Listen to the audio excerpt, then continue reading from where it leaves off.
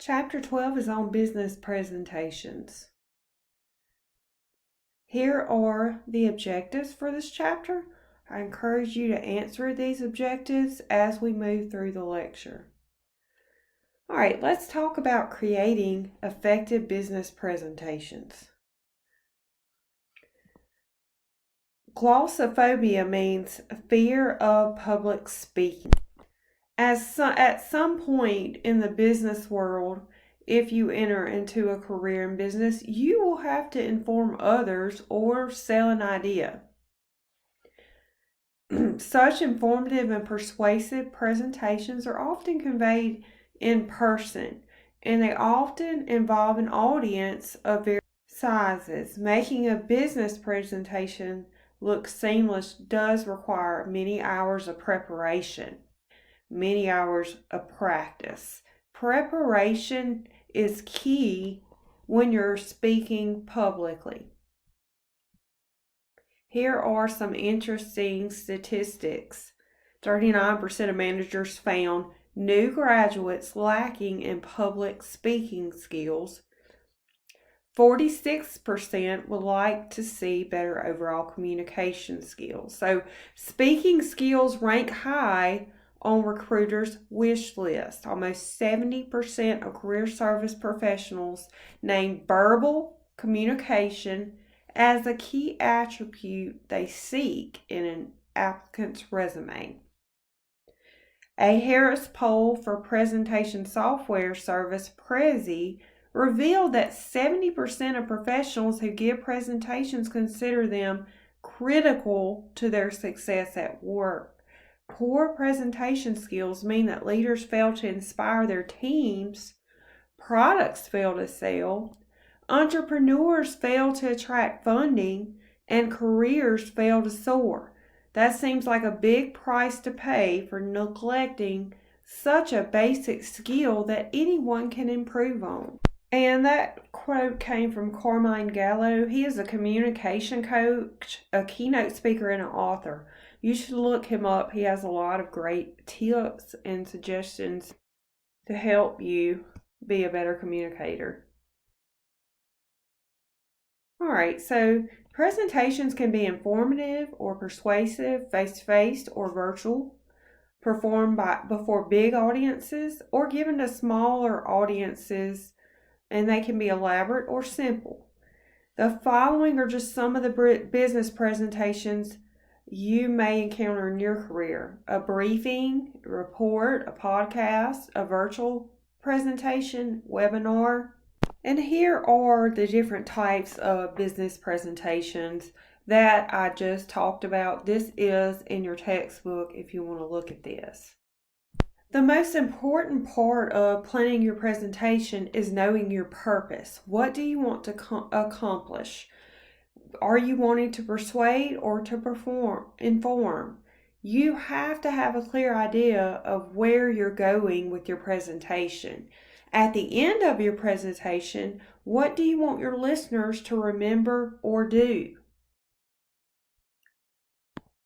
I'm going to show you in just a second an outline for an oral presentation. Also, a key element in preparing your presentation is to analyze the audience and prepare for the reactions of the audience. How are they going to react to what you're presenting? And then adjusting to their needs if necessary. Audiences may fall into 4 categories: friendly, neutral, uninterested, or hostile. I'm going to show you a figure that offers advice on how to succeed with the 4 audience types. All right, so let's look. So we have the audience members, how you should organize your presentation, how you should deliver it or what style, and your supporting material. So for friendly, your audience likes you and your topic. You can use any pattern. Try something new, involve the audience, be warm, pleasant, and open. Use eye contact and smile. Include humor, personal examples, and experiences. If it's neutral, meaning they're calm, rational, their minds are made up, but they think but they think they are objective. Present both sides of the issue.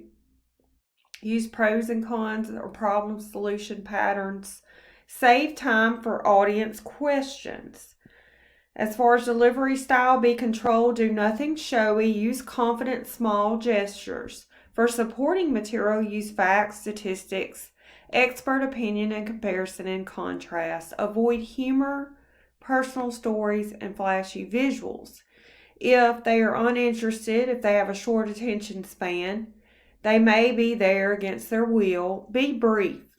Include no more than 3 points. Avoid topical and pro-con patterns that seem lengthy. Be dynamic and entertaining. Move around. Use large gestures. Use humor, cartoons, colorful visuals, powerful quotations, and startling statistics. And here it says, caution, avoid darkening the room, standing motionless, providing handouts, using dull visuals, or asking the audience to participate. Now let's look at hostile. They want to take charge or to ridicule the speaker. They may be defensive, emotional. So you want to organize using a non-controversial pattern such as topical, chronological, or geographical strategy. And stay calm and controlled, speak evenly and slowly. You want to include objective data and expert opinion and avoid anecdotes and humor. All right, here's a caution here for a hostile audience. Avoid a question and answer period if possible. Otherwise, use a moderator or accept only written questions.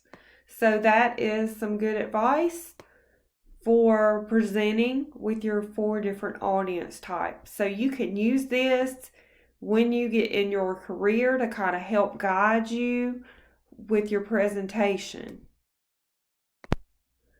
Also, other elements such as age, gender, education level, experience, and size of the audience will affect the style and the message. So every situation is different, and you have to be prepared and really analyze your audience and be prepared for what you're facing. So you definitely want to prepare. That is very important. Practice, practice, practice. So analyze the following questions to determine organizational pattern, delivery style, and supporting materials. So here are some questions that you can ask yourself. How will this topic appeal to this audience? How can I relate this information to my listeners' needs? How can I earn respect so that they accept my message? What is the most effective in making my point? Is it facts, statistics, personal experience, expert opinion, humor, cartoons? All of these items mentioned here, demonstrations, case histories, analogies. And what measures must I take to ensure that this audience remembers my main points? And then here's a quote to think about from a communication consultant and author, Diana Boer. Engaging your audience can mean telling stories with which people can identify, using illustrations or exercises that engage all their senses, asking rhetorical questions, using you rather than I phrasing, polling the audience for their opinion, telling hero stories about audience members, and so forth.